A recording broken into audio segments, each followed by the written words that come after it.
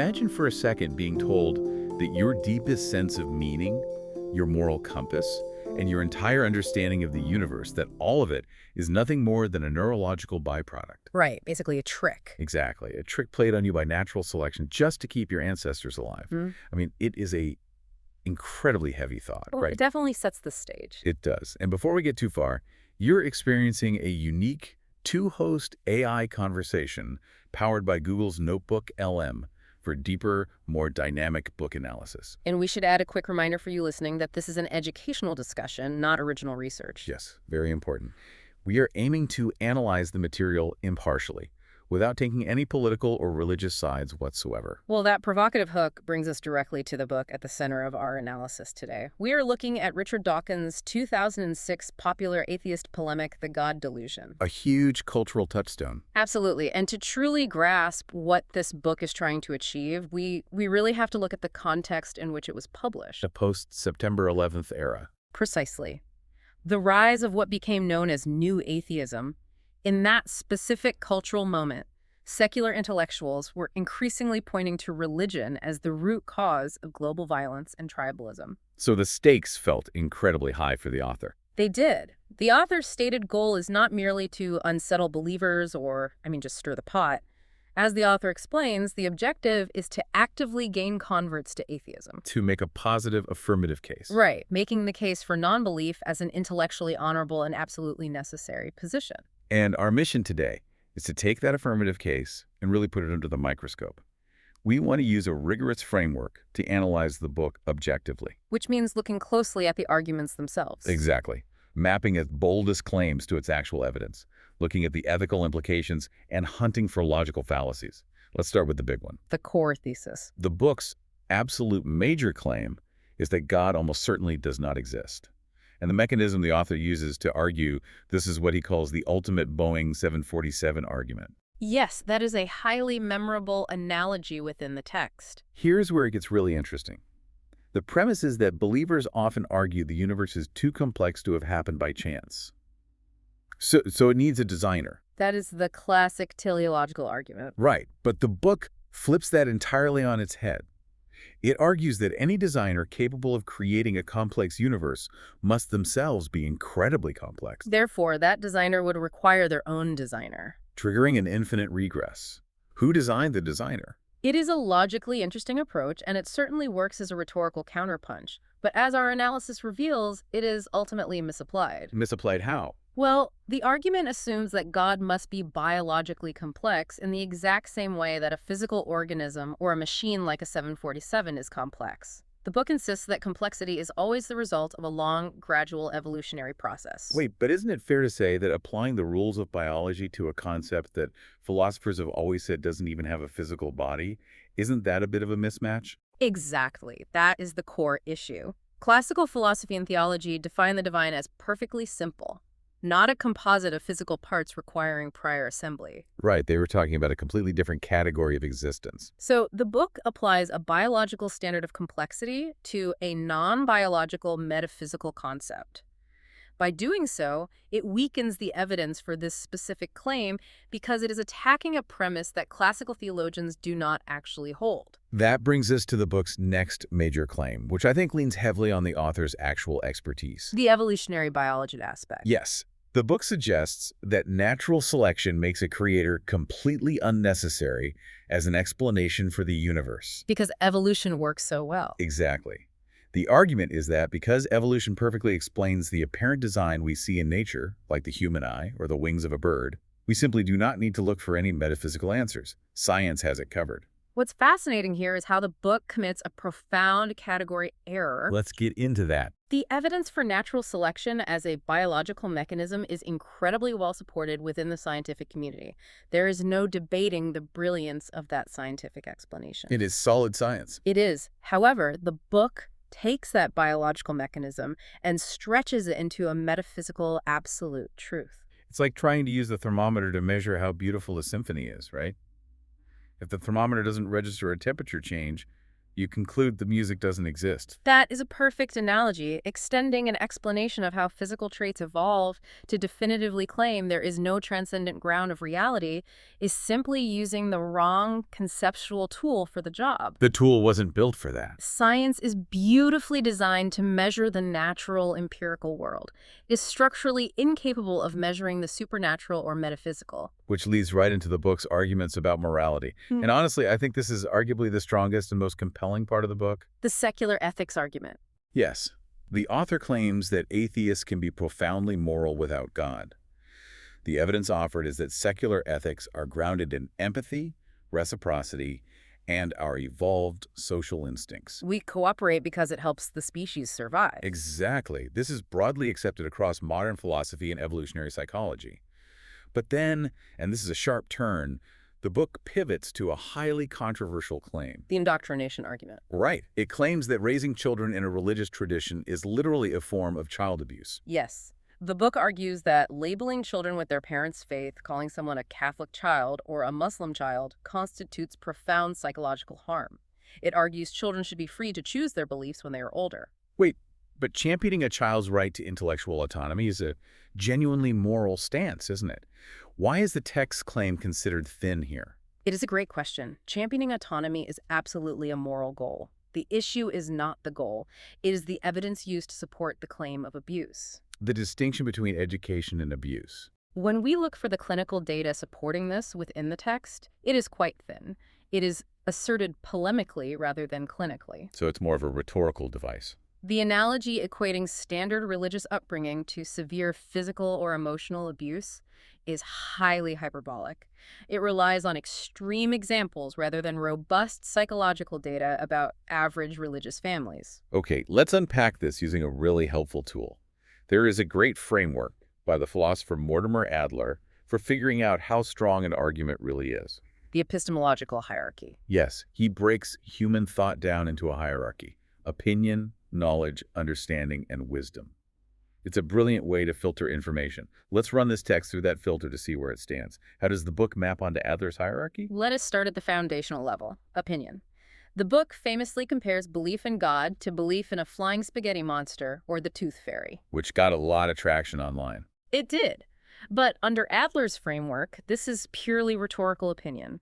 It is a positioning tactic designed to mock and provoke, rather than an argued epistemic equivalence. It gets a reaction, but it does not prove anything. But moving up the ladder to knowledge, the book completely shines, right? Absolutely. The book operates very strongly in the realm of knowledge when discussing evolutionary biology. The author's home turf. The explanation of natural selection, genetic drift, and biological adaptation is scientifically solid, authoritative, and brilliantly articulated. And what about the next level up? Understanding. How does the author try to make sense of why religion exists at all if it's just a delusion? The book attempts to build understanding by framing religion as a meme. Like an internet meme. Well, for anyone unfamiliar with the term's original scientific usage, the book suggests a meme is a culturally transmitted unit of belief that persists through psychological and social reinforcement. So an idea that acts like a virus. The author argues that religion survives because it hijacks a child's natural credulity.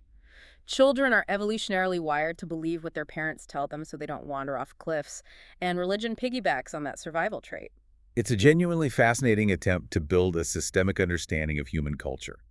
Though, as I understand it, many sociologists and anthropologists argue the meme theory of religion remains underdeveloped and overly simplistic. It does. But where the book truly falters, according to Adler's framework, is at the very pinnacle: wisdom. How does Adler define wisdom in this context? Wisdom requires the judicious use of understanding toward the highest ends. Things like goodness, justice, and human flourishing. And that is where the gap is. The book rarely stops to ask whether stripping the world of transcendent meaning will actually lead to greater human flourishing. It sidesteps the existential fallout. Instead of engaging fairly and rigorously with the deepest existential concerns of religious believers, it frequently seems designed merely to reassure atheists whose confidence might be faltering, offering them a sense of intellectual superiority. Precisely. Wisdom requires a deep empathy for the human condition, which brings us to an important ethical transition in our analysis. Speaking of reflecting on these massive ideas, it is fascinating how quickly an argument about biological evidence turns into an argument about ethics and meaning. By the way, if you are enjoying this kind of objective, deep dive breakdown, be sure to check out Mindful Moments, our YouTube channel offering AI book analysis, inspiring reflection and rational thought. A great resource for exactly this kind of rigorous thinking. Now let's reverse the stakeholder roles here and apply the Golden Rule test. The Golden Rule test is crucial for ethical analysis. As we noted, the book fiercely defends a child's right to intellectual autonomy. Which is a strong point. Protecting a child's right to think for themselves focuses on universal human needs. It has genuine moral force. But there is a massive empathy gap when you look at how the book treats adults. A significant blind spot. The text consistently dismisses the deeply held religious convictions of billions of people, including the poor, the marginalized, and the grieving, as mere delusion, virus, and irrationality. If we connect this to the bigger picture, we have to ask the critical reciprocity question. Would the author accept being told that his own deepest convictions about meaning, evidence, and rationality are simply a neurological delusion deserving of public ridicule? Definitely not. The asymmetry is ethically significant. The book champions intellectual freedom selectively. It demands robust respect and a seat at the table for atheists, which is entirely fair, but it maintains a profoundly contemptuous tone toward believers. Let's take that ethical analysis a step further and look at the book's civic implications. We're going to evaluate the book's thesis against the benchmarks of the United States Constitution's preamble. An interesting lens to apply. It is a great way to see how a text impacts society. Where does the book score low? The book scores quite low on the goals of forming a more perfect union and ensuring domestic tranquility. Because of the adversarial approach. Because its tone is so heavily polemical and adversarial, yes, it creates active polarization. Framing religious identity purely as a dangerous delusion fosters social discord rather than bridging communities or fostering mutual civic respect. But there are distinct highs as well, which we have to acknowledge. The book scores very well on promoting the general welfare and securing the blessings of liberty. How so? Well, the book's fierce championing of science education, rational inquiry, and freedom of conscience are powerful public goods. It acts as a catalyst for critical thought. Encouraging people to demand evidence, to question inherited authority, and to think independently is a vital civic contribution. It pushes society forward. That is a fair assessment. It promotes liberty of thought, even if it disrupts social tranquility to achieve that goal. Now let's shift gears. We need to go fallacy hunting. Looking closely at how the author builds this case, there are a few places where the logic seems to skip a beat. Where are the logical gaps in the book's arguments? The most prominent gap is a structural straw man fallacy. The classic debate tactic. Exactly. If you want to win an argument, you do not fight your opponent's strongest point. You build a weaker cartoon version of their argument and knock that down instead. And how does the book do that with God? As the author explains it, God is defined primarily as a superhuman, supernatural intelligence who deliberately designed and created the universe. Which sounds standard to a modern ear, maybe. But by defining God as essentially a very powerful, invisible person operating within the universe, the book completely ignores centuries of sophisticated classical theism. It also ignores apophatic theology. For those who might not know, apophatic theology is basically the tradition of defining the divine by what it is not, right? Saying God is uncreated, invisible, and incomprehensible, rather than a big guy in the sky. Exactly. The book spends its energy arguing against a caricature of a man in the clouds, rather than confronting the most sophisticated philosophical versions of the opposing position. So what does this all mean for the reader? It means the target being destroyed was constructed by the author to be easily knocked down. A rhetorical victory, but not a philosophical one. But what about the origins of religion?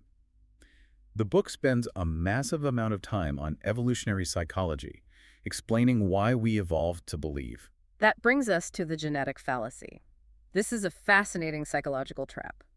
The book repeatedly confuses explaining the evolutionary origin of a belief with proving that the belief itself is false. Right.